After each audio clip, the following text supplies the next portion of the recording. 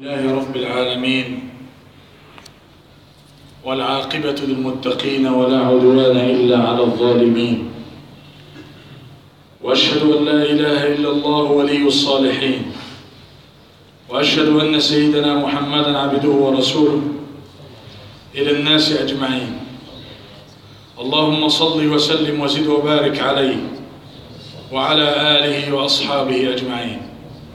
أما بعد، فيا أيها الإخوة المسلمون والمسلمات، من الذي فاز برمضان فنهنيه ونشد على يده، ومن الذي خسر رمضان فنعزيه ونواسيه؟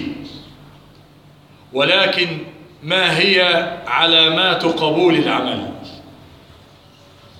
كلنا في شوق إلى أن نعرف هل نحن من المقبولين أم من المطرودين؟ هل نحن من الفائزين أم من الخاسرين؟ أول علامة من علامات قبول العمل أن يكون العمل خالصا لوجه الله، ليس من أجل اكتساب سمعة، وليس من أجل اكتساب ثناء ومدح، وليس من أجل أي شيء. وما أمروا إلا ليعبدوا الله مخلصين له الدين حنفاء ويقيموا الصلاة ويؤتوا الزكاة وذلك دين القيمة.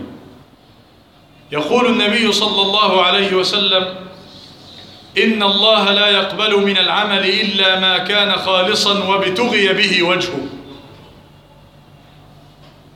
وقال صلى الله عليه وسلم لعائشة: يا عائشة، لو أن الله عز وجل قبل سجدة واحدة من سجدات العبد لأدخله بها الجنة. سجدة واحدة بس. فقالت: يا رسول الله، وأين تذهب أعمال العباد؟ قال: يأكلها الرياء والسمعة. يأكلها الرياء والسمعة. يبقى الشرط الأول من علامات قبول العمل إيه؟ الإخلاص. الخلاص في الإخلاص. الشرط الثاني إيه؟ أن يكون العمل موافقا لسنة رسول الله صلى الله عليه وسلم. يكون العمل موافقا لسنة رسول الله صلى الله عليه وسلم. مفيش واحد يخترع في الدين، ولا واحد يعمل دين جديد، زي الجماعة اللي يقول لك ندانوا بعد المغرب بتاع القاهرة ب20 دقيقة، ويدانوا قبل القاهرة ب20 دقيقة، ويقول لك الزكاة ما تنفعش الا حبوب، واللي ما يطلعش حبوب هيخش جهنم. يا أخي ده جهنم خدتك وخدت اللي جابك. مين اللي قال لك؟ مين اللي قال لك كده؟ الزكاة الفطر ديت من غالب قوت أهل البلد، وأنت بتشتري القوت بإيه؟ بالفلوس. بفلوس يا بني آدم. أنت بتشتري فلوس القوت دي، الزكاة ديت، وبتشتري أكلك ده بفلوس. هو أنت فاهم الإسلام أحسن من عمر بن عبد العزيز والحسن البصري ومجموعة كبيرة من الصحابة والتابعين؟ أنت فاهم الإسلام أكتر من النبي عليه الصلاة والسلام؟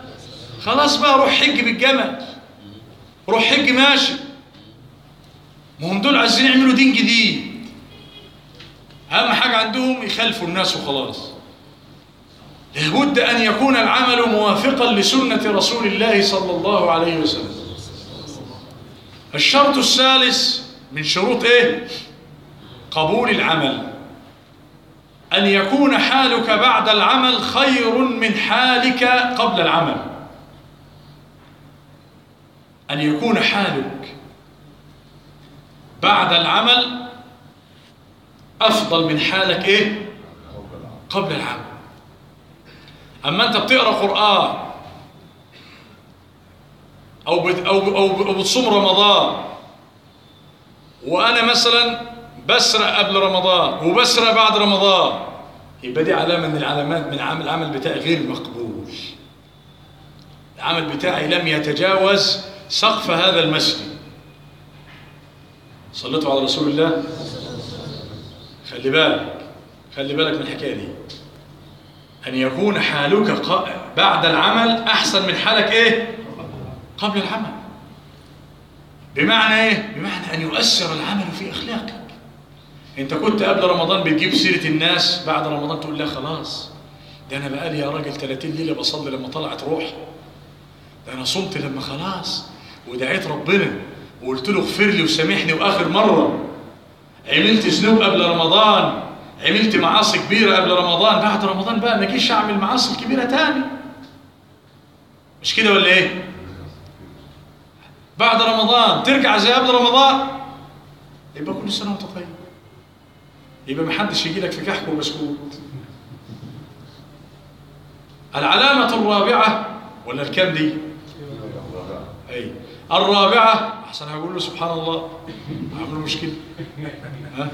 العلامة الرابعة من علامات قبول العمل المداومة على العمل الصالح. المداومة على العمل الايه؟ انت اتعودت على المساجد في رمضان، اثبت بقى على المساجد في رمضان. بعد رمضان اتعودت على القرآن في رمضان، مش تروحش بقى تجيب كيسة كده وتحط فيها المصحف وتقول يلا بقى ألف سلامة بقى إن شاء الله نتقابلوا السنة الجاية يا مصحف. ها؟ نتقابلوا السنة الجاية إيه؟ يا مصحف. خلي بالكم إحنا عندنا مسابقة بعد صلاة الوتر في الختم كتير. عندنا مصاحف النهارده هنوزعوها ورد وحاجات جميلة قوي، فما تمشوش بعد الوتر. صلوا على رسول الله. يبقى المداومة على العمل الايه؟ الصالح. انت اتعودت على القرآن في رمضان، اعمل ايه بقى؟ خلي لك ورد ثابت طول السنة من القرآن، لان اللي ملوش ورد زي الايه؟ زي القرد. اللي ملوش ورد زي القرد، ملوش لازمة. لابد يبقى لك ورد من القرآن، ورد من الطاعة، ورد من الصدقة، ورد من كذا، ورد. انت خلاص اتعودت على الجامع، مش الجامع رمضان خلص تقول خلاص بقى جامع يلا نتقابلوا ان شاء الله باذن الله السنه الجايه ان كنا احياء ومن اهل الايه ومن اهل الدنيا. هذه هي علامات قبول العمل. فان توفرت فيك فاحمد الله، وان لم تتوفر فيك يعني انتوا كلكم تقولوا الحمد لله توفرت فيكم يعني كلها توفرت فيكم. طب الحمد لله. طب انا عاوزها تتوفر فيكم عشان يبقى نفعت الايه؟ الحمد لله. نتمنى من الله ذلك يا دكتور. نسأل الله سبحانه وتعالى. والله الواحد لا يبرئ نفسه. أنا أقول لكم يعني عن نفسي، أقول لكم وما أبرئ نفسي. إن النفس لأمارة بالسوء إلا ما رحم ربي، إن ربي غفور رحيم.